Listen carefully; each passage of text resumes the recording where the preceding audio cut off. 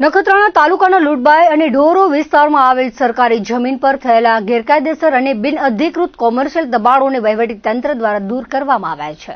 નખત્રાણાના મામલતદાર આર.ડી. પટેલ દ્વારા અગાઉ તમામ દબાણકારોને દબાણ હટાવવા માટેની નોટિસ આપવામાં આવી હતી, જે અંતર્ગત બુધવારે નખત્રાણાના પ્રાંત અધિકારી ઉત્કર્ષ ઉજ્જવલ અને મામલતદાર આર.ડી. પટેલના માર્ગદર્શન હેઠળ દબાણ હટાવવાની સઘન કામગીરી હાથ ધરવામાં આવી હતી.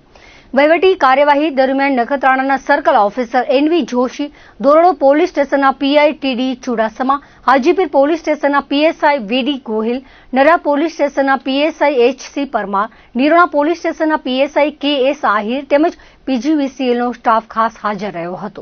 આ સંયુક્ત કામગીરી દરમિયાન 5 મોટા કોમર્શિયલ દબાણો તોડી પાડવામાં આવ્યા છે.